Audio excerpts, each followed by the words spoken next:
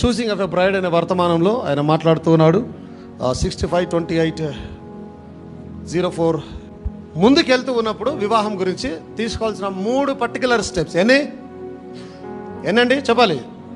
3 particular steps ఉన్నాయి. Okay, but ఇది type చేయమా. You have to plan, comma and look, comma and pray. ఏం చేయాలట? You have to plan. Okay, plan మొట్టమొదటిది ఏంటి? ఫస్ట్ ఏంటి? ప్లాన్. సెకండ్ది లుక్, చూడడము లేదా వెతకడము. ఓకే, మూడవది ప్రే. బ్రదర్ బ్రానమ్ క్లియర్గా ఈ వర్తమానంలో చూసింగ్ ఆఫ్ ఎ బ్రైడ్ అనే వర్తమానంలో ఆయన మాట్లాడుతూ ఆయన అంటూ ఉన్నాడు, but you have to plan and look and pray when you are choosing. ఇది ఎప్పుడు పెళ్ళి అయినాక ప్రార్థన చేసేది కాదు. నువ్వు ఎప్పుడైతే చూస్ చేసడానికి పోతూ ఉన్నావో చూసింగ్ కన్నా ముందు చేయవలసిన విషయాలు ఇవి. అంటే నేను వివాహం చేసుకోవాలనుకుంటూ ఉన్నాను అని అనుకున్నప్పుడు దానికన్నా ముందు చేయవలసిన విషయాలు. వివాహం అయిన తర్వాతనో, ఎంగేజ్మెంట్ అయిన తర్వాతనో, పాస్టర్ గారు చెప్పేసి ఓ సంబంధం చూసేసిన తర్వాత అప్పుడు కాదు. నువ్వు ఎప్పుడైతే చూస్ చేసుకోవాలనుకుంటూ ఉన్నాను, నాకు ఒక భార్య కావాలి, ఒక భర్త కావాలని అనుకున్నప్పుడు అప్పుడు నువ్వు తీసుకునే ఒక 3 నిర్ణయాలు ఆయన చెప్తున్నాడు. ఆ వర్తంలో 79 పేరు. But you have to plan, look, pray when you are choosing. ఎవరు చెప్తున్నారు ఆ మాట? బ్రదర్ బ్రానమ్ గారు చెప్తున్నారు. బ్రదర్ బ్రానమ్ గారు చెప్తున్నారంటే దాని అర్థం దేవుడు చెప్తూ ఉన్నాడు. It is a voice of God. చాలాసార్లు బ్రదర్ బ్రానమ్ మాట్లాడిన తర్వాత ఇది నేను కాదు మాట్లాడేది, ప్రభు మాట్లాడుతున్నాడు అంటాడు. ఆయనకు తెలిసి ఎవరు మాట్లాడుతున్నారు అనేది. ఇప్పుడు ప్రభువు మీతో చెప్తూ ఉన్నమాట. Leave about the messenger. ప్రభువు మనతో చెప్తూ ఉన్నమాట. ఆయన ఏమంటున్నాడు? You have to plan.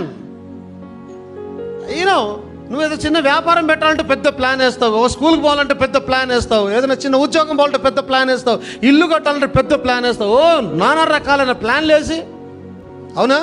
కానీ అన్నిటికన్నా మహత్తరమైన విషయం జీవితంలో ఇది. దీనికి ప్లాన్ లేదు, ఏం లేదు, ముందుకు వెళ్ళిపోతూ ఉంటాం. యాక్చువల్లీ అన్నిటికన్నా గొప్ప విషయం ఇది. ప్లాన్ లేదు, ఏం లేదు, ఆట ముందుకు వెళ్ళిపోతూ ఉంటాం.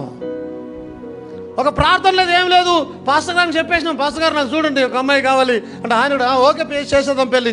ఇంకా ఆయన తిరుగుతూ ఉంటాడు పెళ్ళిళ్ళు, పేరెంట్ అయ్యేలాగా తిరిగి సంబంధాలు చూసి. ప్లాన్ అండ్ లుక్ అండ్ ప్రే.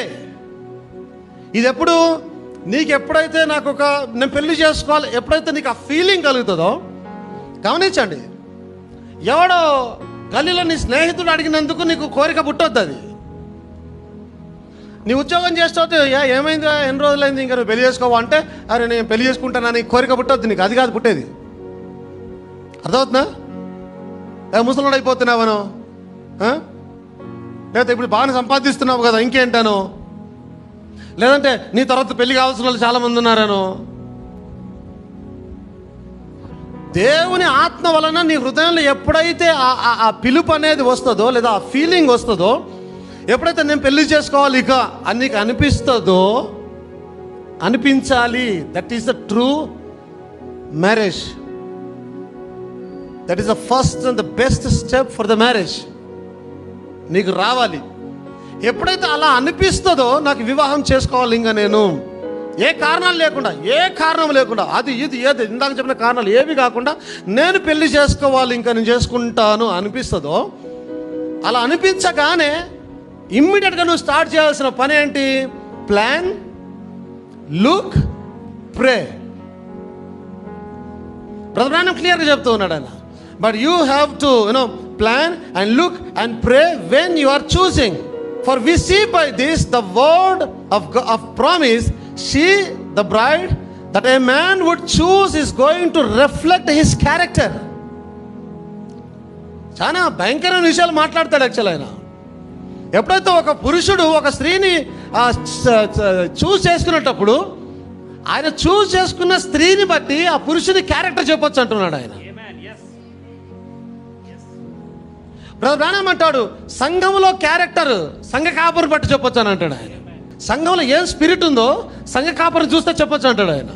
ఒక పురుషుడు ఒక స్త్రీని ఎన్నిక చేసుకునేటప్పుడు ఎలాంటి స్త్రీని ఎన్నిక చేసుకున్నాడు అనేది, ఆమెను చూసి ఈయన క్యారెక్టర్ ఏంది, ఈయన మనసులో ఏముంది అనేది అది రిఫ్లెక్ట్ చేస్తూ అంటున్నాడు. అంటే రిఫ్లెక్ట్ అంటే ఎగ్జాక్ట్గా ఈయన మనసులో ఏమి చేయాలనుకుంటున్నాడో అది స్త్రీగా ముందొచ్చి నిలబడ్డది. యాక్చువల్లీ ఇట్ ఈస్ రిఫ్లెక్టింగ్, ప్రతిబింబిస్తుంది. ఆయనలో ఉన్నటువంటి స్వభావము బయటకు ప్రతిబింబిస్తుంది. ఒక చిన్న ఎగ్జాంపుల్ చెప్పి నేను ముందుకు వెళ్తాను. నా భార్య ఇట్లా అందంగా ఉండాలి, ఇట్లా ఇట్లా చీర కట్టి ఇట్లా కట్టాలి, ఇట్లా ఆ డ్రెస్ వేసుకుని ఉండాలి, ఇలా ఇలా ఇదంతా రెడీ అయి ఉండాలి, ఇట్లా ఉండాలి, నా భార్య నాకు ఎప్పుడు అలా కనిపించాలి అని అనుకున్నవాడు ఏం చేస్తాడు? అలాంటి భార్య కొరకే ఎతుకుతుంటాడు.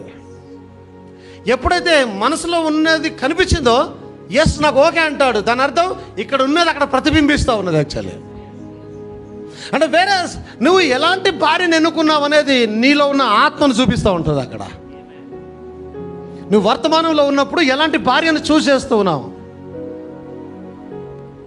నీ క్యారెక్టర్ని చూపిస్తుంది. అక్కడ నాకు అంతమున్నా ఏమున్నా లేకపోయినా పర్వాలేదు, డబ్బున్నా లేకపోయినా పర్వాలేదు, ఉద్యోగాలు చేసినా చేయకపోయినా పర్వాలేదు, నా పిల్లలను బాగా పెంచి భక్తిలో పెంచి దేవుని యొక్క రక్షణలో నడిపించగలిగే, ఇంటిని బాగా చూడగలిగే ఒక భార్య నాకు దొరికితే చాలు అని అనుకున్నవాడు అలాంటి ఆమెను చూసుకుంటాడు. ఆమె దొరికినప్పుడు ఆయన హృదయంలో ఉన్నది ప్రతిబింబిస్తూ ఉంటుంది ఆమె. యాక్చువల్లీ అంటే ఇంకా క్లియర్గా చెప్పాలంటే తన కోరికలను నెరవేరుస్తూ ఉంటారు వారు.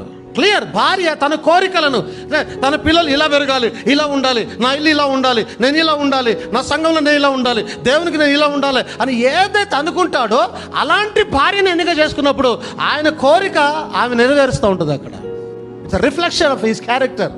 గమనించండి, అందుకే ఈరోజు క్రీస్తు క్యారెక్టర్ని మనం రిఫ్లెక్ట్ చేస్తూ ఉన్నాము. అందుకే మా అన్నాడు, మీరు సజీవమైన పత్రికలై ఉన్నారు. మిమ్మల్ని చూసినప్పుడు క్రీస్తు కనిపిస్తూ ఉన్నాడు.